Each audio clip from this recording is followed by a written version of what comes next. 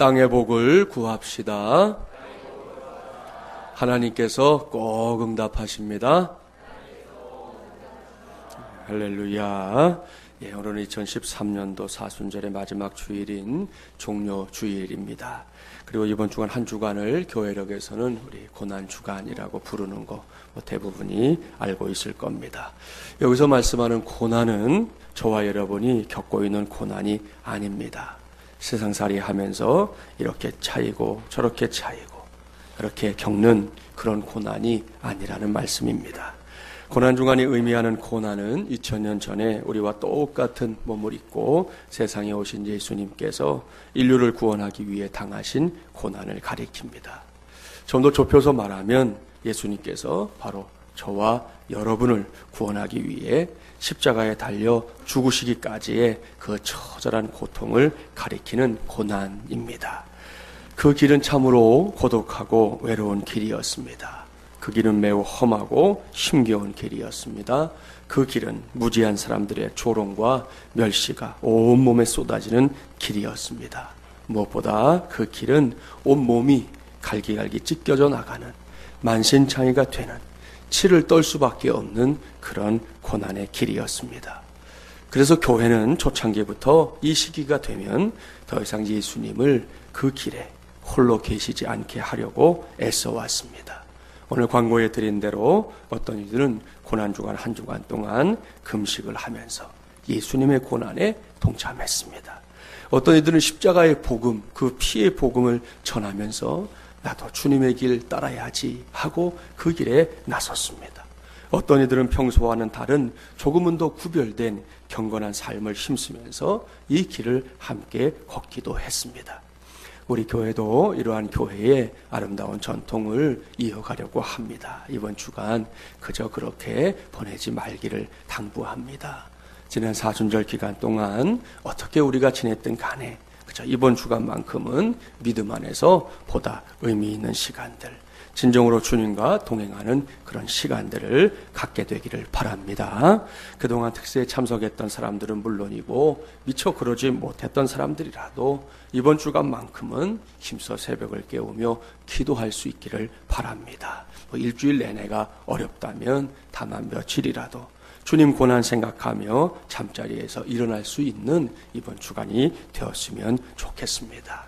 성경 통독의 자리도 만들어 놓았습니다. 그 자리는 다른 교회 성도들이 아닌 마중물리람 가족들 바로 여러분이 나와 앉아 있어야 할 자리입니다. 그것도 주님을 생각하면서 말입니다. 금식 기도에도 동참하십시오. 꼭 일주일 내내 금식하라는 거 아닙니다. 그렇게 하는 사람들도 있을 거예요. 누가 어느 정도로 금식하나 이런 데 관심을 두지 말고 오직 예수님의 십자가 생각하면서 적어도 한 끼 정도는 우리가 금식도 해보자는 것입니다. 그리고 그 금식한 끼니를 예수 그리스도의 이름으로 누군가를 섬기는 일에 내놓자는 것이에요. 2014년도 고난주간인 이번 한 주간 내내 이렇게 이 모양 저 모양으로 꼭 예수님과 함께 그 길을 걸어가는 저와 여러분이 되기를 바랍니다. 결코 주님 홀로 그 길 가시지 않도록 그렇게 할 수 있는 우리 마중물리랑 가족들이 되기를 간절히 바랍니다. 이렇게 의미심장한 주일에 제가 전할 말씀은 이 종료 주일과 관련된 말씀이에요. 오늘은 나귀를 타고도 당당한 인생이 되라라는 제목으로 하나님의 말씀 전하도록 하겠습니다. 요즘 드라마나 시중에 나오는 서적들 가운데 이 소위 성공지상주의를 주제로 하는 것들이 참 많습니다.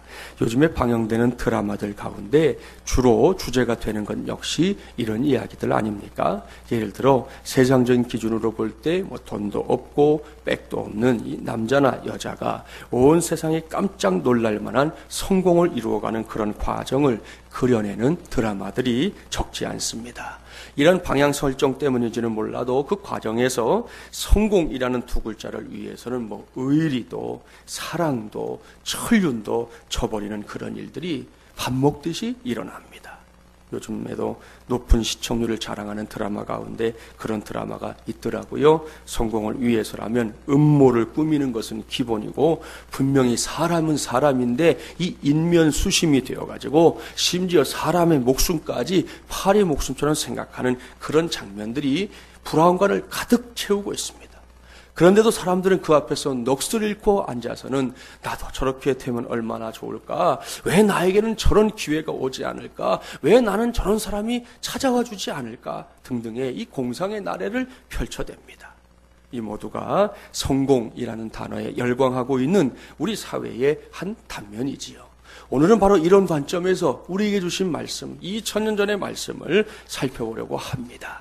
본문을 보십시오. 예수님께서 공생애를 마무리하실 무렵에 예루살렘 성에 들어가시는 장면을 볼 수 있습니다. 본문 12절, 13절 함께 봉독해 볼까요? 12절, 13절입니다.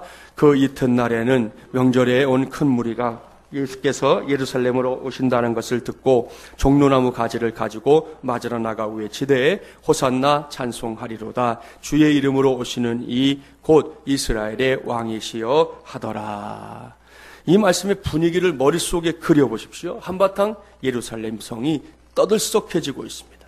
지난 3년여 동안 예수님에 관한 무수한 소문이 유대나라 전역에 퍼져 있었습니다. 저 북쪽 갈릴리 출신, 유대인들에게는 결코 관심의 대상이 되지 못했던 나사렛 출신의 젊은이 하나가 이렇게 온 나라를 시끌벅적하게 만들 줄은 아무도 몰랐습니다.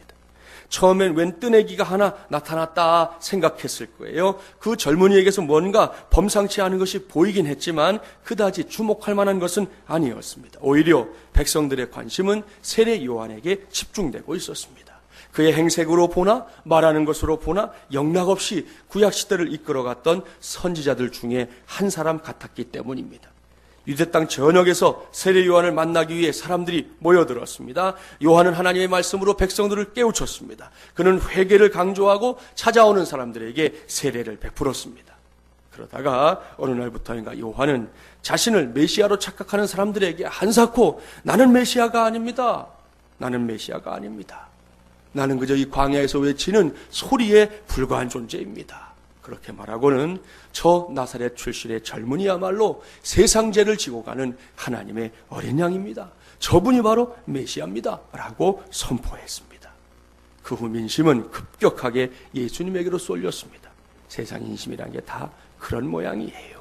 세례 요한의 제자들 중에서도 예수님을 쫓는 사람들이 생겼습니다. 이렇게 예수님께서 유대인들의 관심을 끌기 시작한 시점부터 오늘 주신 말씀이 기록된 이 사건이 일어나기까지 거의 3년여 동안 수많은 일들이 있었습니다. 예수님이 가시는 곳마다 항상 사건이 일어났습니다. 하나님의 말씀을 쉽게 가르치시는 예수님 곁에는 늘 사람들이 들끓었습니다. 예수님은 누구에게나 열려있는 분이었기 때문에 남녀노소, 빈부, 귀천, 지위, 고아를 막론하고 사람들이 따라다녔습니다. 예수님은 사회로부터 소외당했던 죄인들, 병자들, 여인들, 어린이들을 각별하게 사랑해 주셨습니다. 그뿐입니까? 종종 놀라운 기적들이 일어났어요. 가나의 혼인잔치에서는 포도주가 떨어지자 물로 포도주를 만드는 기적을 보여주셨습니다. 오병이어로 남자만 5,000명을 먹이고도 12광주리가 남는 기적이 일어났습니다. 베다니에서는 죽었던 나사로가 나흘 만에 다시금 살아나는 생명의 기적도 보여주셨습니다. 잠시 되짚어본 곳이지만 정말 놀라운 일들 투성이에요. 분명히 예수님은 평범한 분 아니었습니다. 아니, 평범할 수 없었습니다. 말씀이 육신이 된 그 순간부터 예수님의 생애에는 놀라운 일들이 예고되어 있었던 것이죠. 이렇게 성육신을 시작으로 세상을 구원하기 위한 하나님의 위대한 계획이 이루어져 가는 중이었습니다. 마침내 이 구원 계획의 마지막 시점이 다가오고 있었습니다. 예수님은 십자가를 지시기 위해 자신의 죽음으로 세상을 구원하기 위해 예루살렘 성으로 올라가시게 된 것입니다. 하지만 사람들은, 심지어 제자들까지도, 한솥밥을 먹었다는 제자들까지도 죽음을 향해 가고 있는 주님의 마음을 헤아리지 못했습니다. 유대인들은 예수님께서 예루살렘에 들어오신다는 소식을 전해 듣자마자 사방에서 몰려들었습니다. 그들은 거룩의 상징이요 승리와 번영의 상징인 이 종려나무 가지를 꺾어들고 예수님을 맞이했습니다. 이것이 본문 말씀이 종려주일에 선택되는 이유입니다. 그들은 한결같이 조금만 참으면 예수님께서 로마 정부를 향해 전쟁을 선포하고 마침내 유대민족을 식민지로부터 건져낼 것이라는 기대로 가득 차 있었습니다. 그래서 그들은 환호할 수밖에 없었습니다. 호산나 찬송하리로다. 주의 이름으로 오시느니 곧 이스라엘의 왕이시요. 이것은 엄청난 환호성입니다. 백성들은 예수님을 가리켜 이스라엘의 왕이라고 불렀습니다.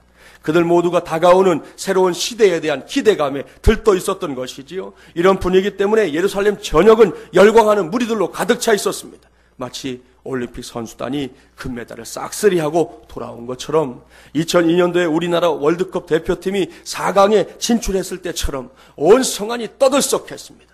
그런데 계속해서 본문을 보면 이렇게 열광하는 백성들의 분위기와는 전혀 어울리지 않는 장면을 우리가 목격하게 됩니다. 본문 14절, 15절 함께 봉독해 보겠습니다. 14절, 15절입니다. 예수는 한 어린 나귀를 보고 다시니 이는 기록된 바 시온 따라 두려워하지 말라. 보라 너의 왕이 나귀 새끼를 타고 오신다 함과 같더라. 아멘. 사랑하는 마중물전한 가족 여러분, 오늘은 이 말씀을 저도 여러분도 꼭 마음판에 새겨놓기를 바랍니다. 예루살렘의 백성들이 지금 예수님을 왕, 이스라엘의 왕이시여 라고 부르고 있습니다. 그러니까 지금 예루살렘 성안을 가득 메우고 있는 인파는 예수님을 자신들의 왕이라고 인정하는 사람들입니다. 왕이라는 자리, 그 자리가 어떤 자리입니까? 한 나라를 손아귀에 넣는 자리입니다. 모든 백성들이 그 앞에서는 의무적으로라도 머리를 숙이고 존경을 표현해야 하는 그런 자리입니다. 오늘날의 대통령과는 분명히 다른 의미입니다. 절대 권력이 주어집니다. 그 누구도 함부로 맞설 수 없는 만인 지상의 자리입니다. 따라서 왕은 그 자리에 걸맞은 품격이 필요합니다. 왕의 위엄을 드러낼 만한 이 외형적인 조건이 필요하다는 것이에요. 아직도 왕실이 존재하는 나라들을 한번 들여다보세요. 왕실의 권위를 드러내기 위해 만들어진 왕궁이나 이 왕과 관련된 고가의 물건들을 볼 수 있습니다. 대표적인 경우로 영국 왕실을 꼽을 수 있어요. 지금 영국의 엘리자베스 여왕이 지금은 나이가 많이 드셨지만 1953년에 여왕으로 등극했는데요. 그때 그 여왕으로 등극하면서 그 머리에 썼던 왕관이 있어요.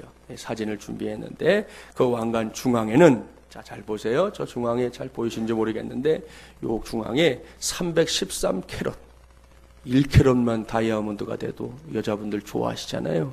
그렇죠? 근데 요거는 313캐럿의 다이아몬드가 박혀 있어요. 그리고 지금 오른손에 들고 있는 여왕봉에는 세계에서 가장 큰 무려 536캐럿의 다이아몬드가 박혀 있습니다.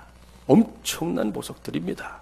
그 값어치가 어느 정도인지 이게 가늠도 되지 않는, 가늠도 할 수 없는 그런 것들이지요. 게다가 저 여왕이 입고 있는 왕복은 어떻습니까? 언뜻 보기만 해도 현란하기 짝이 없습니다. 누가 봐도 엄청난 돈을 들여 만든 흔적이 농후합니다. 여러분, 이렇게 외형적인 것들로 왕의 권위를 나타내고 그 권위 앞에서 사람들을 무릎 꿇게 만드는 거 세상이 이칩니다. 어느 나라를 가든 여러분 좀 못 사는 나라에도 왕이 있는 나라가 있어요. 그런 나라에 가도 왕국만큼은 황금색으로 다 도배를 해놓고 있는 것을 볼 수 있습니다. 그렇다면 이스라엘의 왕으로 불리는 예수님에게도 뭔가 이런 권위가 필요한 거 아닙니까? 엘리자베스 여왕 정도는 아닐지라도 뭔가 왕다운 권위를 나타낼 만한 것이 있어야 하는 것 아니겠습니까? 그런데 참 이상하다는 것이죠. 예루살렘 성에 들어오시는 예수님을 맞이하는 백성들은 분명히 왕을 맞이하는 것 같아요. 그런 모습이 분명히 보여요. 들떠 있어요. 열광하고 있어요. 종려나무 가지까지 꺾어 흔들면서 분명히 왕을 맞이하는 것 같은데 정작 예수님 자신은 그런 것에 관심이 없어 보입니다. 생각해 보십시오. 도대체 나귀 새끼가 다 무엇입니까? 아니 왕이신데, 물론 아직 왕으로 등극한 거 아니지만 그래도 사람들이 왕이라고 생각하고 있고 왕이라고 부르고 있는데 하다못해 100마리는 아니어도 좋은데 근사하게 생긴 말 한 필 정도는 좀 구하셔서 타고 들어오셔야 되는 거 아니냐는 것이에요. 나귀 새끼가 다 뭡니까? 죄송하지만 시쳇말 한마디 합니다. 쪽팔리잖아요. 정말 이 상황은 생각하고 또 생각해봐도 뭔가가 맞지 않습니다. 우선 격에 맞지 않습니다. 왕이라는 분이 나귀 새끼를 타다니요. 분위기도 매우 어색합니다. 수많은 사람들이 환호성을 치고 있는 현장에 떡하니 나타난 분이 조그만 나귀 새끼의 등 위에 올라가 있는 모습을 한번 생각해 보세요. 어이가 없습니다. 웃음이 저절로 납니다. 아마도 대다수의 사람들이 이 광경을 보면서 의아스럽게 생각했을 겁니다. 특히 제자들, 예수님의 뒤를 따라가면서 뭔가 알 수 없는 민망함을 느꼈을 겁니다. 성공지상주의에 빠져있는 사람들이 이 장면을 목격하고 있다고 생각해 보십시오. 그들은 코웃음을 치다 못해 어이없어 할걸요. 그렇지 않아도 쪽팔려하는 제자들을 더욱 비웃을 겁니다. 야, 너희 선생님 도대체 뭐 하는 거냐? 내가 보니까 날 샜어. 일찌감치 속 차려. 그게 너희들의 신상에도 좋아. 이것이 그들의 반응일 겁니다. 하지만 여러분, 기억해 주십시오. 꼭 기억합시다. 예수님은 이날 예루살렘 성에 들어오면서, 더욱이 나귀 새끼를 타고 들어오면서 조금도, 눈꼽만큼도 쪽팔려 하지 않았습니다. 물론 예수님을 맞이하고 있는 사람들 중에는 성공만을 인생의 목표로 여기고 있기에 예수님을 비웃는 사람들 있었을 거예요. 듣던 것과는 다른데, 많이 다른데, 우리가 알고 있던 게 그게 사실이 아닌가 본데 라고 생각하는 사람들 있었을지 모릅니다. 어쩌면 개 중에는 실망해서 환호하던 입을 다물고 발길을 돌리는 사람도 있었을 거예요. 저게 뭐야? 나 참 기가 막히는구만. 그러나 이러한 사람들의 반응은 하나도 문제가 되지 않았습니다. 예수님은 너무나 당당하게 예루살렘 성으로 들어오셨습니다. 그 얼굴빛 조금도 구겨지지 않았습니다. 그 어깨 축 처지지 않았습니다. 도리어 얼굴에서는 광채가 났고요. 그 손과 발에서는 힘이 넘쳐났습니다. 비록 나귀 새끼의 등에 올라탄 모습이었지만 말입니다. 사랑하는 마중물이란 가족 여러분, 이것이 오늘 제가 이 말씀을 여러분에게 전하게 된 궁극적인 이유입니다. 이 시간에 간곡하게 당부합니다. 오늘은 말씀을 듣는 내내 나귀 새끼를 타고 예루살렘 성에 들어오고 있는 예수님의 모습을 여러분의 머릿속에 떠올려 주십시오. 이번 한 주간을 지내면서 여러분이 고난주간이라는 시간을 보내면서 바로 이 예수님의 모습을 여러분의 마음판에 새겨놓아 주기를 바랍니다. 그래야만 제가 전하려고 하는 말씀의 의미를 저와 동일하게 공감할 수 있을 겁니다. 우선 예수님께서 이렇게 행동하신 이유를 보겠습니다. 성경에 따르면 나귀 새끼를 타고 예루살렘 성에 들어오시는 예수님의 모습은 구약 성경의 예언을 이루는 것이었습니다. 스가랴 9장 9절 말씀 여러분 아실 거예요. 시온에 따라 크게 기뻐할지어다. 예루살렘에 따라 즐거이 부를지어다. 보라, 내 왕이 내게 임하시나니 그는 공의로우시며 구원을 베푸시며 겸손하여서 나귀를 타시나니 나귀의 작은 것 곧 나귀 새끼니라. 이것은 하나님의 말씀입니다. 그리고 이것은 스가랴의 예언입니다. 예수님은 자신이 스가랴가 예언한 그대로 나귀 새끼를 타고 예루살렘에 들어오는 겸손의 왕이라는 사실을 증명하셨습니다. 따라서 2000년 전 종려주일에 있었던 이 사건은 예수님께서 그 구약의 예언을 이루시기 위해 행하신 일이다 결론 내릴 수 있습니다. 그러나 오늘은 이것이 결론의 전부가 아닙니다. 오늘은 본문 말씀을 좀 다른 각도에서 살펴보려고 합니다. 앞서 말씀드린 대로 예수님께서 나귀 새끼를 타고 예루살렘에 들어오신 거 격에 맞지 않는 행동입니다. 이것은 왕으로서 전혀 어울리지 않습니다. 그럼에도 불구하고 예수님은 전혀 개의치 않으십니다. 도리어 나귀 새끼를 타고 예루살렘에 들어오는 주님의 얼굴에는 당당함이 엿보일 뿐입니다. 여기서 말씀의 제목을 정하게 된 것이지요. 나귀를 타고도 당당한 인생이 되라. 바로 이것 말입니다. 오늘날의 말로 바꿔본다면 티코를 타고도, 마티즈를 타고도, 모닝을 타고도, 레일을 타고도 당당한 인생이 되라라는 말로 바꿀 수 있을 겁니다. 예수님은 그런 분이었어요. 여러분 중에 티코를 타본 사람도 있고 타보지 못한 사람도 있을 겁니다.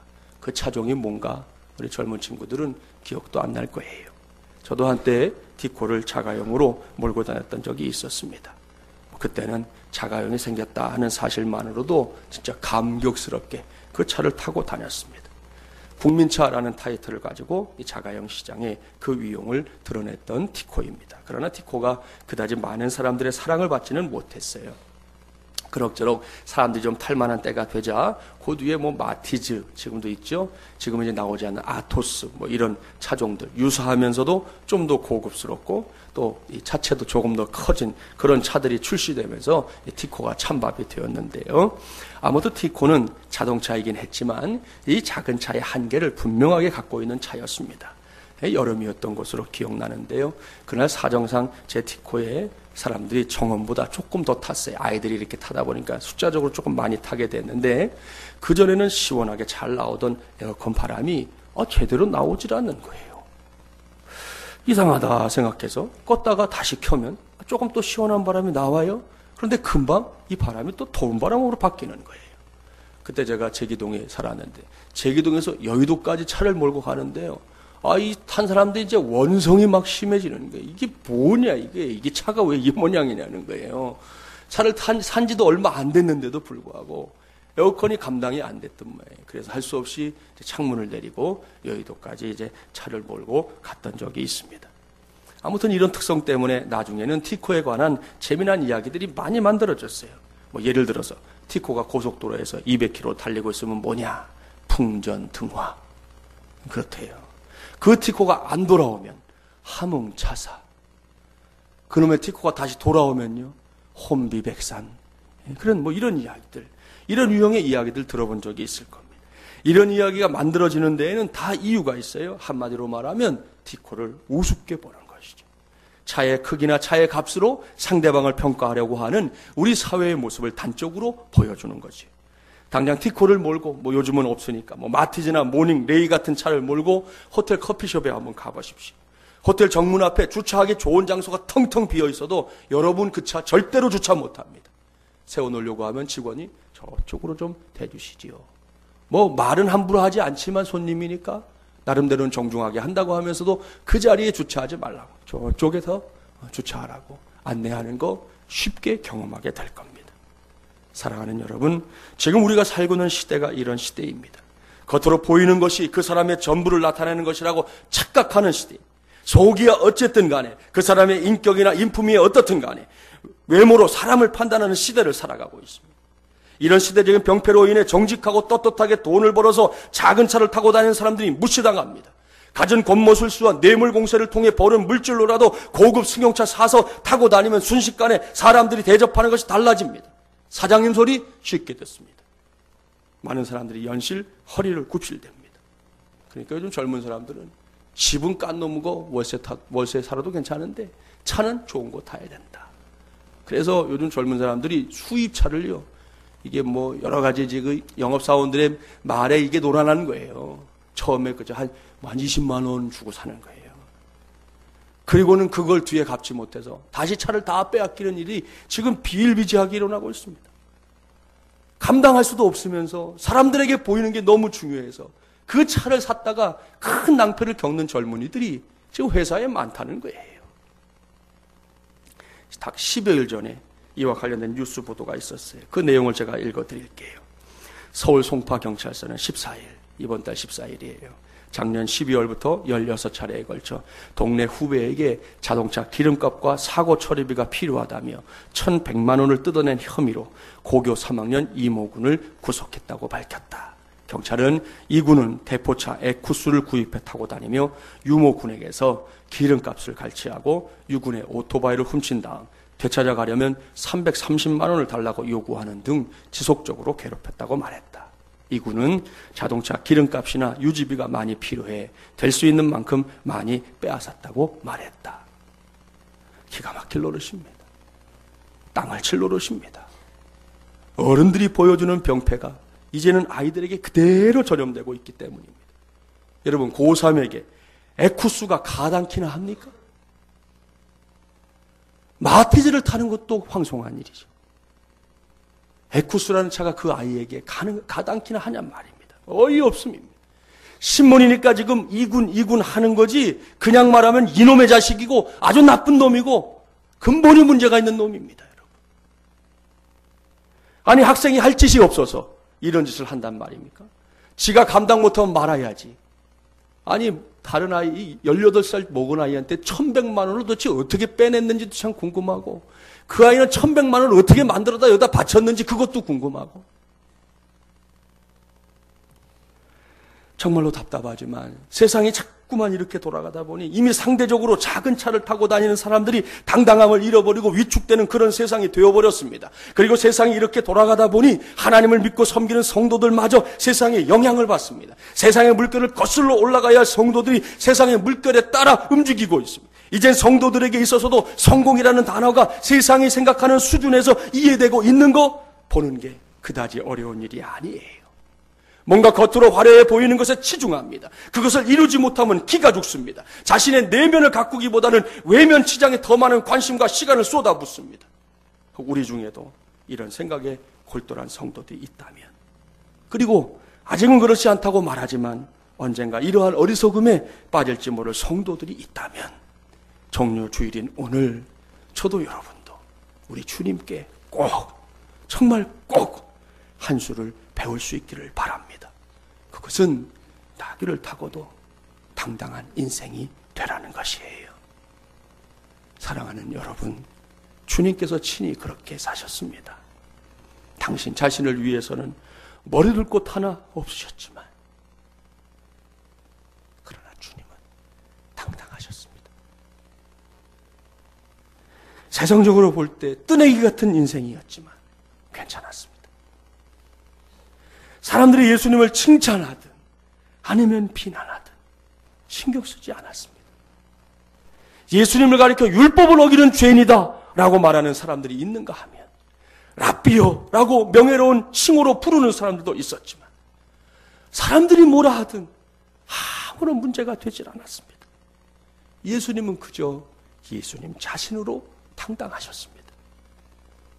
분명히 외형적인 조건에 있어서 내세울 만한 것이 없어요. 갈릴리 출신이라는 사실이, 우리 식으로 말하면 변두리 깡촌 출신이라는 사실이 족쇄처럼 따라다녔습니다. 별로 배우지도 못한 사람이라는 평가가 예수님께 쏟아졌습니다. 직업은 아버지의 대를 이어 목수였습니다. 보십시오. 세상의 눈으로 보면 정말 초라합니다. 보잘것 없습니다. 그러나 기억하셔야 됩니다. 똑똑히 기억하십시오. 예수님은 그저 예수님 자신으로 당당하셨습니다. 그 이유가 무엇인지 압니까? 그것은 예수님께서 자신이 누구인지를 정확하게 알았기 때문이에요. 이것을 증명해주는 많은 말씀들이 있는데요. 그 중에서 오늘 같은 본문인 요한복음 7장을 한번 찾아보겠습니다. 요한복음 7장 28절, 29절, 신약 156쪽입니다.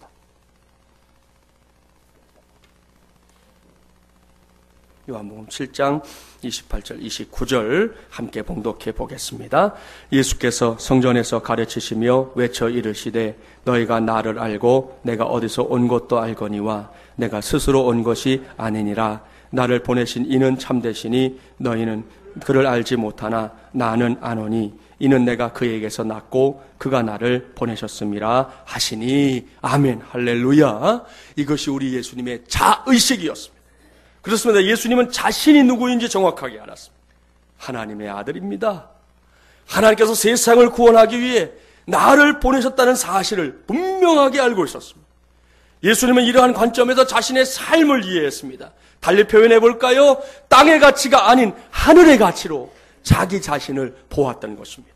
하나님의 시선으로 나를 본 것이었습니다. 그렇기 때문에 세상의 가치, 세상의 기준이 주님에겐 그다지 중요하지 않았다는 것이지요. 세상의 눈으로 볼 때 약해 보이고 작아 보이고 별것 아닌 것 같아 보여도 하나님께서 보실 때 귀하면 그것은 가장 귀한 것이었습니다. 이것이 주님께서 세상을 살아가는 방법이었어요. 따라서 세상 사람들은 나귀 새끼를 타고 예루살렘에 들어오는 예수님을 세상의 눈으로 보면서 함부로 생각하고 제멋대로 평가했지만, 주님께서는 자신이 하나님의 아들이라는 확신 때문에 그런 생각, 그런 평가에 귀를 기울이지 않았다는 것이죠. 오직 내게 주어진 사명, 그것만이 예수님의 관심이었습니다. 내가 예루살렘에 들어가서 이곳에서 십자가를 짐으로 온 인류의 죄를 대속하고 그들을 구원하는 하나님의 계획을 이루어야지. 그것만이 우리 예수님에게는 유일한 관심사였다는 말씀입니다. 참으로 멋진 우리 주님이에요.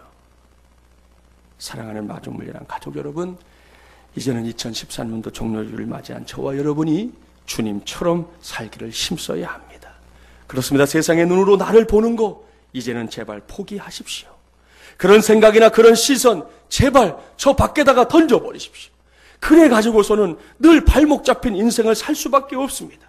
이제부터라도 하나님의 눈으로 나를 보는 훈련해야 합니다. 하늘의 가치로 내 인생을 잴 수 있어야 합니다. 그렇게 하면 우리 역시 나귀를 타고도 당당한 인생이 될 줄 믿습니다. 그렇습니다. 작은 차를 타고도 저 세상 앞에서 여전히 당당한 인생 되어야 합니다. 명품으로 치장하지 않고도 당당한 인생 되어야 합니다. 그저 깨끗한 옷을 입을 수 있으면 그것에 감사하십시오. 자판에서 액세서리로 여러분 그것을 사서 치장을 하고도 그것을 명품 못지않게 여기면 되는 것입니다. 하나님 외에는 그 누구도 저와 여러분에게 뭐라고 할 수 없다는 사실을 꼭 기억하면서 말입니다. 단 여기에서 오해하지는 마세요. 그럴 사람들 없겠지만 만에 하나라도 제가 지금까지 전한 말씀을 목사가 내일이라도 당장 지금 몰고 다니는 차 팔아서 작은 차로 바꾸라고 얘기하는 거구나, 그렇게 생각하면 곤란합니다. 저도 개척한 이후에 한동안 집사람 차인 마티즈를 몰고 다녔습니다. 제 덩치에 안 어울려서 성도들이 좀 곤란해하긴 했지만 그래도 괜찮았습니다. 당시에 이미 할부금 다 부었기 때문에 부담도 없었습니다. 그래도 차가 있어서 다닐 수 있고 신방 가고 교회를 할 수 있는 그것만으로도 감사했습니다. 게다가 그 뒤에는 교회에서 승용차 구입해 주셔서 지금도 차를 타고 다닙니다. 그런 제가 여러분의 차를 바꾸라고 하는 거 아닌 거 아시잖아요. 꼭 알아야 합니다. 절대로 오해하지 마세요. 우리 중에는 분명히 하나님께서 다른 사람들에 비해 좀 더 세상적으로 나은 여건을 허락한 사람들도 있어요. 그게 잘못 아닙니다. 이런 분들은 그러한 삶을 감사하면서 은혜 가운데 잘 누리면 됩니다. 단 누리되 그것 때문에 당당한 인생이 아니라 하나님의 자녀라는 확신 때문에 당당한 인생이 되라는 것이에요.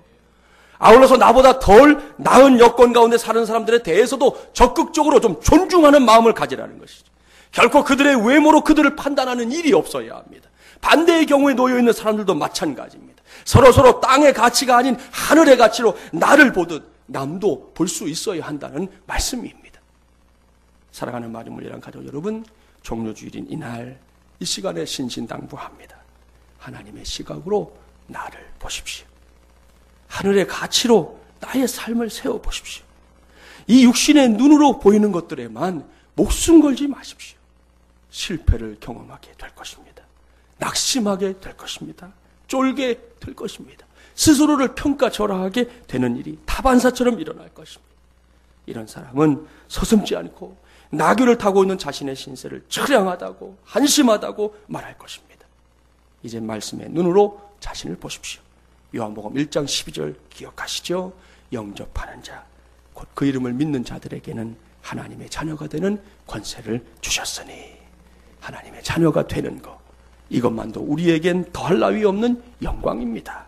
죽을 수밖에 없는 죄인으로 태어나서 그저 그렇게 살다가 죽어도 할 말이 없는 인생 아닙니까? 그런데 예수 그리스도께서 나의 죄를, 우리의 죄를 대신 짊어져 주셨습니다. 십자가를 통해 나와 우리 모두를 구원하셨습니다. 하나님의 자녀가 되는 권세를, 하나님의 자녀들만이 누릴 수 있는 권세를 우리 모두에게 허락하셨습니다. 이것을 알고 있다면, 확신할 수 있다면 얼마든지 나귀를 타고도 당당할 수 있습니다. 작은 차 타도 괜찮습니다. 심지어 마땅히 탈 만한 것이 없어서 걸어다닌다 한들 문제될 거 없습니다. 더 좋은 여건에서 더 좋은 거 누리는 것도 마찬가지입니다. 우리가 무엇을 타고 다니느냐, 무엇을 입고 다니느냐, 무엇을 누리고 있느냐가 그 사람의 모든 것을 가늠하는 잣대일 수 없다는 것을 꼭 기억해야 합니다.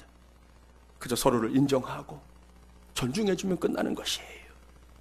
이를 기억하고 저와 여러분 모두가 오늘 이 시간부터 세상적인 사고방식과 시각을 과감히 버릴 수 있기를 바랍니다.